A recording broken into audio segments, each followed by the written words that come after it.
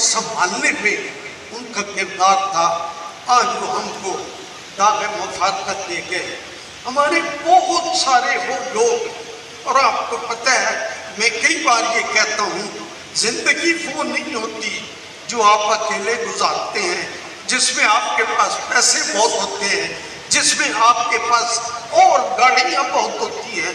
زندگی وہی زندگی ہے جس میں آپ کے چاہنے والے آپ کے دائیں آپ کے بائیں کھڑے ہوں۔ میں اکثر دوستوں کو یہ کہانی سناتا رہتا ہوں کہ ایک شخص کو آب حیات کی طلب تھی۔ اس نے کہا میں موت کو شکست دینا چاہتا ہوں، میں اس کے اوپر غالب آنا چاہتا ہوں۔ ہمارے لیے مشہور ہے کہ جو آب حیات پی لے وہ مرتا نہیں ہے، تو وہ اس کی تلاش میں نکل پڑا۔ کہتے ہیں تلاش کرتے کرتے آخر وہ اس مقام پہ پہنچا جہاں وہ ایک چشمہ تھا جس کے بارے میں مشہور تھا کہ یہ وہ چشمہ ہے جس کے پانی کو پینے سے موت مر جاتی ہے، موت شکست کھا جاتی ہے، اور انسان ہمیشہ زندگی کے ساتھ جڑا رہتا ہے۔ حضرت محترم وہ بندہ پہنچ گیا، پانی کی اس نے ایک اپنی چلو میں پانی بھر کے اپنے منہ کے قریب لے گیا، تو کہتے ہیں وہاں درخت کے اوپر ایک ڈھرکاؤ بیٹھا ہوا تھا۔ اب جب ہم چھوٹے تھے تو ہمارے ہاں ایک کوا ہے جو چھوٹا وجود کا ہے، ایک اس سے بڑا ہے، اس کو کہتے ہیں یہ ڈھونڈرکاؤ ہے، یہ بہت بڑا ہے۔ اور اس کی خوبی کیا تھی؟ اس کی خوبی یہ بیان، اس کی عمر بڑی لمبی ہوتی ہے، اس کی عمر بڑی ہوتی ہے۔ اور ہم نے بزرگ اپنی بزرگ خواتین اور ہمارے علاقے میں اگر وہ کبھی آ جاتا نا تو وہ بہت سارا گوشت، بہت ساری کھانے پینے کی چیزیں چھت پہ پھینکتی تھی کہ یہ آئے گا کھائے گا۔ شاید یہ وہ ہو جسے اللہ کے حبیب کو دیکھا ہے، شاید یہ وہ ہو جن صحابہ کی جو ہے وہ صورت دیکھی ہو، شاید یہ وہ ہو جس نے حضور غوث پاک کو دیکھا ہو، شاید وہ یہ ہو جس نے حضور امیر صالحین کو دیکھا ہو۔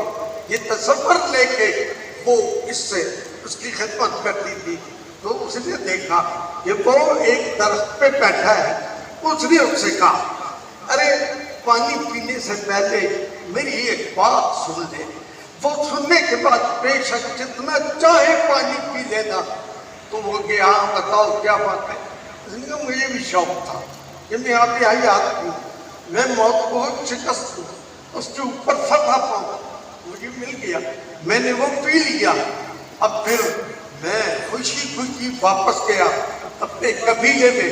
میں نے جا کے لوگوں کو اپنے قبیلے کو بتایا کہ میں نے آب حیات پی لیا ہے، میں نے مرنا نہیں ہے۔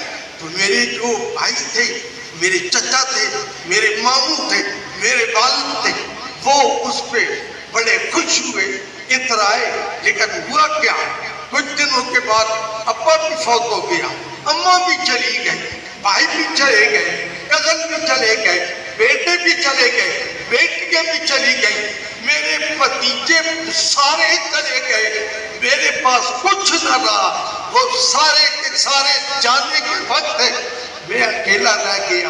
اب کوئی ایسا نہیں تھا جو میری حیثیت کو، میری ہستی کو، میری طاقت کو، میرے وجود کو، میری بڑائیوں کو جانتا ہو۔ ایک ایک کر کے سارے رخصت ہو گئے۔ اب میں پڑا ہوں، نہ میرا کوئی جاننے والا، نہ میرا کوئی ماننے والا، نہ میری قوت اور طاقت کو پہچاننے والا، سارے چلے گئے۔ اب میرے پاس کوئی نہیں، تو میں جہاں آ کے بیٹھ گیا ہوں، میں لوگوں کو سمجھاؤں ارے بندو زندگی وہ ہے جو اپنوں میں گزرتی ہے، جو بھائیوں میں گزرتی ہے، جو دوستوں میں گزرتی ہے، جو پیاروں میں گزرتی ہے۔ وہ زندگی کون سی زندگی ہے؟ میرے جاننے والا ہی کوئی نہ ہو، کسی کو خبر ہی نہ ہو میری ہستی کیا ہے۔ آج ہمارے کو کئی ایسے دوست جن کی اگر میں آپ کو صفتیں بیان کروں، میں ان کی محبت کو بیان کروں، میں ان کے اخلاص کو بیان کروں، تو میرے پاس شاید اتنا ملکہ نہیں ہے۔ ہمارا ایک عزیز دوست کا نام عبد الرحیم شوکت ہے. وہ فورٹ منرو کا ایک صاحبزادہ تھا اور وہ علم و فضل کا پیکر تھا. وہ انسان اخلاص سے گنا ہوا تھا.